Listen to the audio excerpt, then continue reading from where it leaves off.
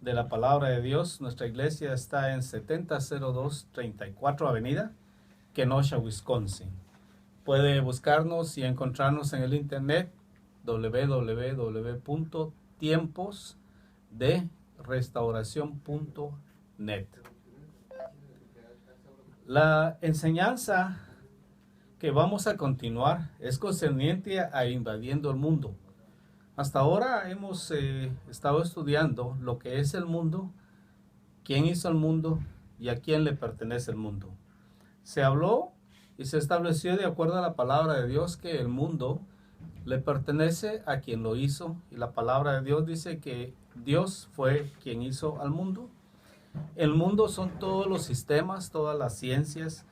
Estamos hablando de lo que es la política, lo que es la religión, lo que es las ciencias, lo que es el transporte, el cambio, intercambio monetario de dinero, etcétera, lo que es la medicina, la educación. Todos esos sistemas son los sistemas del mundo. Entonces fue Dios quien inventó todos esos sistemas. Los hombres los han descubierto y los han aplicado a las naciones, a sus naciones, para mejorar sus naciones y para tener una forma de educar a la gente y aún de mantenerlos en mejor salud a través de lo que es la medicina y todas esas áreas. Entonces el mundo en sí no es malo, es bueno porque fue hecho por Dios, pero se ha corrompido y ha perdido su propósito.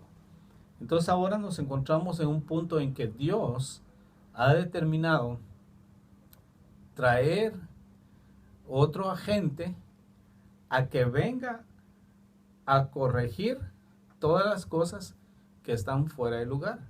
Y ese agente son los hijos de Dios, ese agente son los discípulos de Jesucristo, y ese agente hasta cierto punto es lo que nosotros lo conocemos como la iglesia. El problema con la iglesia es que se ha convertido en un ente religioso o en una organización, y ha perdido también el camino, ha perdido también su propósito original, que es de establecer el gobierno de Dios, el reino de Dios en la tierra, y aún alcanzar a todas las naciones con el evangelio que Jesucristo predicó, para que haya un cambio, una transformación en la gente. Si la gente cambia, cambian sus hogares. Si los hogares cambian, cambia la iglesia. Si la iglesia cambia, va a cambiar el pueblo, la nación, y así consecutivamente hasta lograr que sea otro sistema el que vaya a dominar, sea otro sistema el que vaya a dar las órdenes y a dar la guianza para tener una mejor tierra o un mejor mundo, si lo quieren llamar así. Quiero referir en esta noche a un texto de la palabra de Dios en el libro de Mateo, capítulo 28, del verso 18 al 20. Y voy a leer primero la escritura y después voy a ir desmenuzando poco a poco para poder entender mejor lo que cada una de estas cosas significa. No solamente lo que Jesús habló en este texto, que lo habló a sus apóstoles, que lo habló a sus discípulos, y debemos nosotros entender de que estas palabras son también para nosotros, porque la obra que estos apóstoles y que estos discípulos iniciaron en su tiempo no se ha terminado. Y ahora obviamente ellos han muerto, ellos ya no están aquí, pero todavía hay discípulos de Jesucristo y todavía hay apóstoles en la tierra que el Señor ha llamado para continuar y terminar la obra que Él encargó a sus 12 apóstoles originales.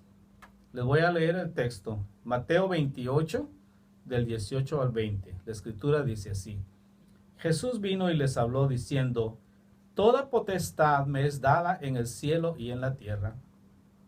Por tanto, id y enseñad a todas las naciones, bautizándoles en el nombre del Padre y del Hijo y del Espíritu Santo, enseñándoles que guarden todas las cosas que os he mandado.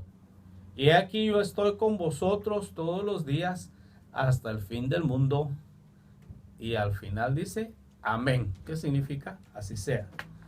Ahora, por lo general se cree que cuando hay una persona que está enferma y está pronto a morir y quiere hablar con su familia o quiere hablar con sus amigos, quiere hablar con gente que para él tiene valor, esa persona va a hablar la verdad. Quizá va a descubrir algunos secretos, quizá va a hablar cosas que nadie más sabe. Va a ser sincera y va a hablar con la verdad, porque sabe que le queda ya muy poco tiempo para vivir. También hay personas que más o menos saben que se les acerca el tiempo en que van a partir de este mundo. Y ellos también llaman a sus familiares, a sus hijos, a sus conocidos, y les hablan a ellos cosas ciertas, cosas verdaderas, quizá descubrir algún secreto o quizá hablarles de un dinero que nadie sabe que existe, solo él sabe que existe y les dice dónde está el dinero. O sea, lo que estoy tratando de decir es que cuando una persona está a punto de morir o sabe que va a partir de este mundo, quizá no está enfermo ni enferma, pero ya sabe que su tiempo es corto, esa persona va a expresar cosas importantes. Eso es lo que vemos aquí nosotros en Mateo capítulo 28. El Señor Jesucristo, Él ha resucitado de entre los muertos y Él está a punto de partir de regreso al lugar de donde Él vino. Él va de regreso a estar con el Padre, otra vez, de donde Él vino.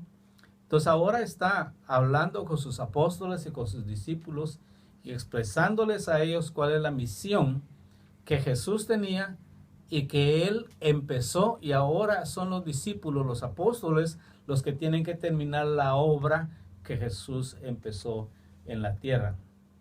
Él está dando instrucciones muy importantes, pero algo que es muy, muy interesante, que ojalá que no se le escape, es esto, que Jesús está delegando cargo a sus discípulos para que ellos sean quienes continúen su ministerio en la tierra.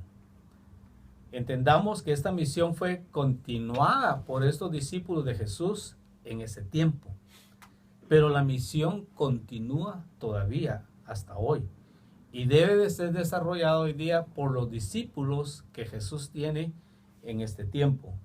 Una palabra que me llama mucho la atención está en el verso 18, y Jesús dijo y les habló diciendo: toda potestad me es dada en el cielo y en la tierra. Viendo en el diccionario lo que significa esta palabra, dice potestad es un término jurídico.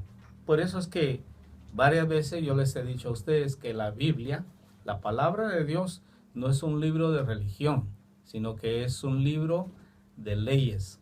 Entonces la palabra potestad es un término jurídico que contiene un concepto híbrido entre poder, derecho y deber. La potestad supone una derivación de la soberanía y coloca a su titular en una posición de superioridad. Lleva implícita una capacidad de fuerza. La potestad es un derecho, porque quien la ostenta puede ejercerla frente a ciertas personas para que cumplan ciertos deberes. Le faculta legalmente para hacer ciertas cosas. Entonces, cuando Jesucristo habla y Él dice, toda potestad me ha sido dada a mí, ¿se imagina de lo que Él está hablando? Él está hablando de que Él es superior y está encima de cualquier otra autoridad. Y es claro cuando Él dice, toda potestad me ha sido dada en el cielo y en la tierra.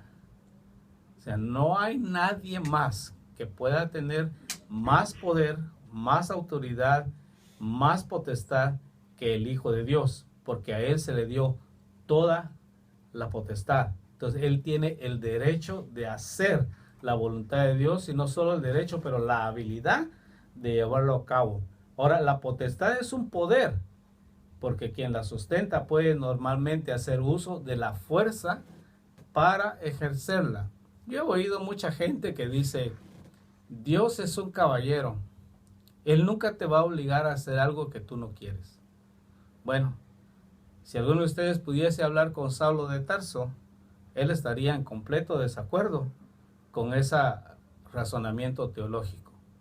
Cuando Dios quiere hacer algo, Dios lo hace. Y si hay alguien que se opone, o lo convence o lo hace a un lado. Porque para Dios es más importante su voluntad que mis emociones y que mis sentimientos y que mis propios deseos. Yo sé que Dios me ama, pero si yo soy un estorbo para Él, Él no tiene ningún problema hacerme a un lado. ¿Por qué? Porque para Él es mucho más importante que se cumpla su voluntad a que yo haga un berrinche y que reclame cosas, según yo, que a mí me corresponden, de las cuales yo tengo derecho.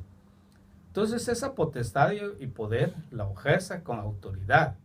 La potestad, dice, es un deber, porque la persona que tiene esa potestad está obligado a ejercerla y no puede rechazarlo.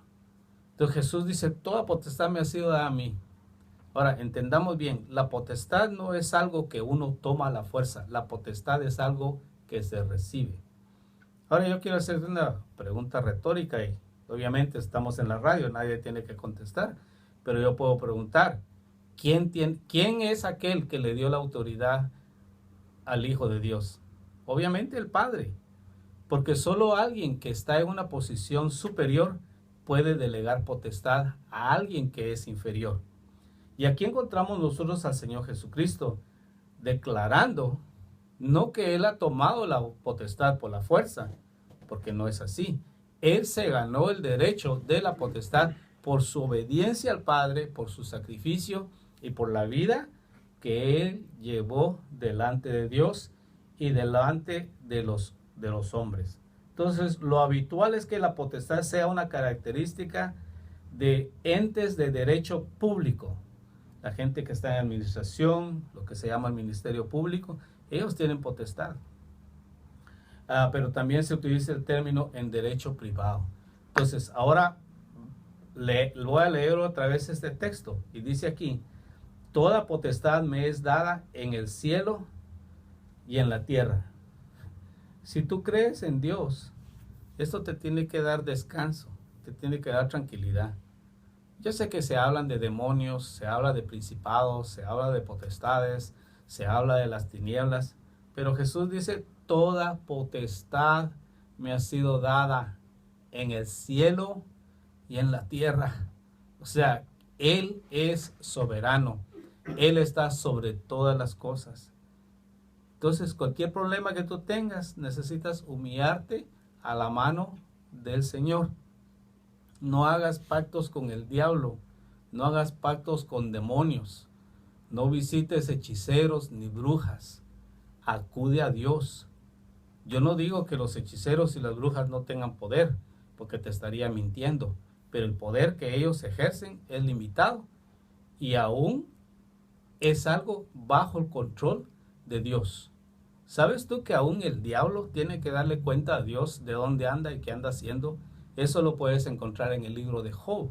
La palabra dice que vinieron todos los hijos de Dios a darse cuenta de dónde andaban, qué andaban haciendo. Y viene el diablo también a presentarse delante de Dios y el Señor le dice, ¿dónde andabas? Y le dice, por ahí, dando vueltas, pero me encontré a un Job, dice que ese te sirve solo porque tú lo guardas y lo proteges. Y déjame que le haga daño. Y el Señor le dio permiso a que le hiciera algún daño, pero le dijo, no lo mates. ¿Te das cuenta? El diablo es diablo y es mañoso y tiene poder, pero a Dios no se le escapa nada, ni una se le escapa. Entonces no le tengas miedo al diablo, mejor tenle temor a Dios, porque Él es el que tiene todo el poder y toda la autoridad sobre de la tierra. En este texto dice, toda potestad me ha sido dada en el cielo y en la tierra. Ahora Jesús recibió esa autoridad de su papá. Y esa autoridad no tiene ninguna barrera. Jesús tiene autoridad plena, 100%. Entonces podemos estar seguros de que si creemos en Dios, ¿quién va a poder contra nosotros? La palabra de Dios dice, es más fuerte el que está en nosotros que aquel que está en el mundo. Ahora el próximo verso muy interesante. Dice Mateo 28, 19. Después de que Jesús dice, toda potestad me ha sido dada en el cielo y en la tierra, dice el verso 19, por tanto, id y enseñad a todas las naciones, bautizándoles en el nombre del Padre y del Hijo y del Espíritu Santo. Quiero que notes algo, no te pierdas de esto. Jesús está diciendo, yo tengo toda potestad en el cielo y tengo toda potestad en la tierra. Pero ahora habla a sus discípulos y dice, por tanto, id. ¿Qué significa eso? Él está delegando su potestad sobre los discípulos. Pero noten bien, le da potestad sobre las naciones, no sobre el cielo. ¿Me está entendiendo? El Señor dice, yo tengo autoridad o tengo potestad sobre el cielo y sobre la tierra. Por tanto, id a las naciones. Entonces, Dios delega, o Jesús delega su autoridad, la autoridad que él recibió de su papá, la delega ahora a los hombres, para que los hombres vayan a las naciones a hacer discípulos en las naciones. En una Biblia dice enseñar. Me gusta una Biblia que tengo que traduce del original en que fue escrito la escritura. Y dice, por tanto, id y haced discípulos para Jesús en todas las naciones. Entonces, ¿te imaginas cómo nosotros, como iglesia, hemos perdido la misión? Hemos totalmente perdido el camino. ¿Cuál es la motivación de la iglesia ahorita? Tener gente, recaudar dinero, hacer obras de beneficencia. Yo no digo que no se hagan obras de beneficencia, pero Dios no nos envió a tener nosotros un evangelio comunitario o un evangelio de restauración. El Señor nos mandó a hacer discípulos. Yo no sé si tú sabes eso, pero en la mayoría de las iglesias no hay muchos discípulos. O por decirlo, no hay discípulos. ¿Qué es lo que es la iglesia por ahora? Es un hombre que se para el domingo a hablar y todos le aplauden. Pero ninguna de la otra gente de la congregación sabe nada de la Biblia. Y el que está allá enfrente no les va a enseñar. ¿Sabes por qué? Porque si los mantiene tontitos, les puede predicar cualquier cosa y todos le dicen amén y aleluya. Esa no es la iglesia. Ese es un club de aficionados. La iglesia es otra cosa. La iglesia es el lugar donde tú vas y las personas, los ministros que entienden la Biblia y que estudian la Biblia, ellos van a venir y a darte a ti lo que ellos han recibido. No son gente egoísta. No son gente que toman potestad sobre tu vida. No es gente que toma dominio sobre ti por tu falta de conocimiento. Yo no digo que no se respete a los ministros, pero no es de tenerle miedo. Es de tenerle temor a Dios. Ellos son ministros y supuestamente siervos de Dios y supuestamente siervos de Dios cuando te sirven a ti. Son solamente instrumentos para traer la palabra de Dios y enseñarte. Entonces aquí la palabra dice, por tanto, id. Yo os doy potestad. Id y hacer discípulos, dice, para Jesús. Yo no tengo discípulos, ni quiero discípulos. Pero sí sabes que quiero discípulos para Jesús. De eso se trata. El ministerio es de Jesús. La misión es de Jesús. Entonces vamos a ir, dice, a hacer discípulos para Jesús en todas las naciones. En todas las naciones de la tierra y en todos los diferentes niveles de la sociedad, de educación. No importa qué tan pobre sea la persona, no importa qué tan rica sea, no importa qué tan poca educación o qué tanta educación tenga. No importa si es un trabajador normal, laboral, o si es el presidente de una corporación. ¿Sabes?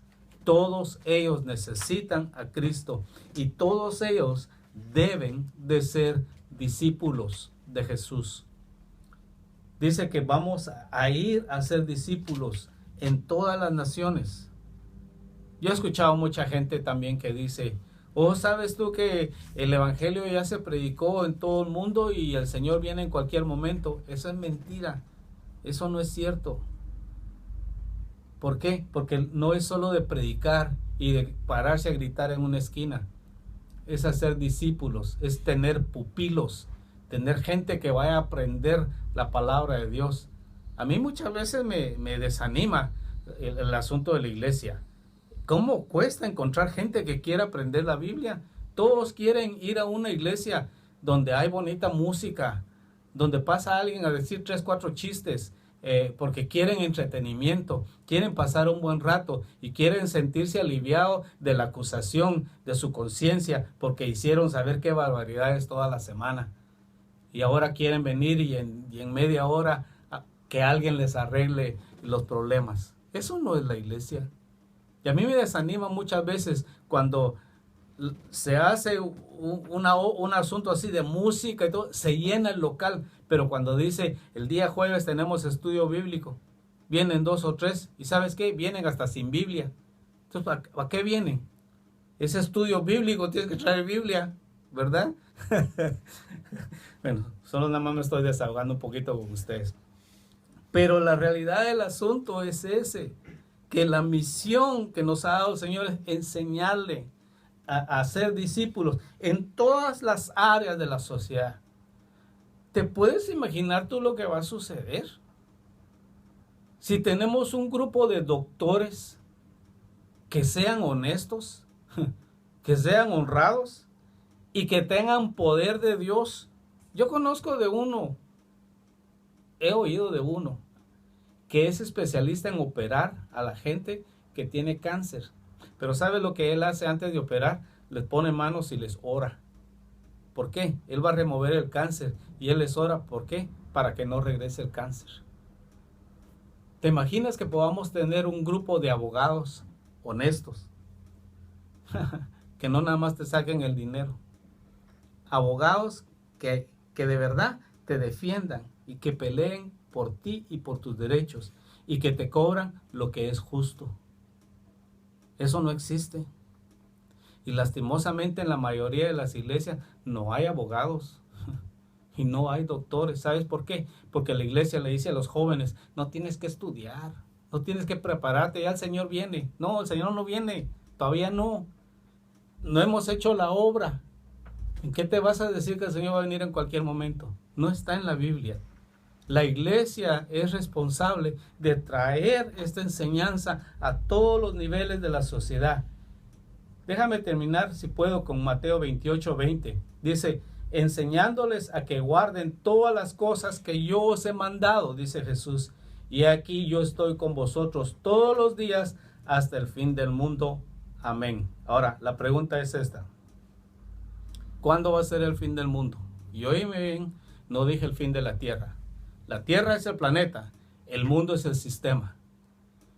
¿Cómo va a terminar el mundo? ¿Cómo vamos a terminar con el mundo? Se van a reemplazar las enseñanzas. ¿Me estás entendiendo? Las enseñanzas del mundo van a ser reemplazadas por las enseñanzas de la palabra de Dios. ¿Y quién es la gente que va a hacer eso? La iglesia. ¿Quiénes? Los discípulos de Jesucristo. Si tú nunca has sido discípulo y tú siempre has querido servir a Dios, no empieces a servir a Dios sin ser discípulo. Y cualquier ayuda que tú creas que necesites, para eso estamos aquí en esta radio, para eso estamos transmitiendo estos programas, que nosotros no nada más estamos hablando, no nada más estamos diciendo, no, estamos ofreciendo ayuda a ti, ya sea que seas alguien que asiste a la iglesia o si eres un ministro de la palabra, si eres una persona humilde y sincera, cuenta con nosotros, estamos para servirte y ojalá que esta palabra te haya inspirado. Comunícate con nosotros y juntos vamos a hacer la obra del Señor. Que el Señor te guarde y te bendiga grandemente.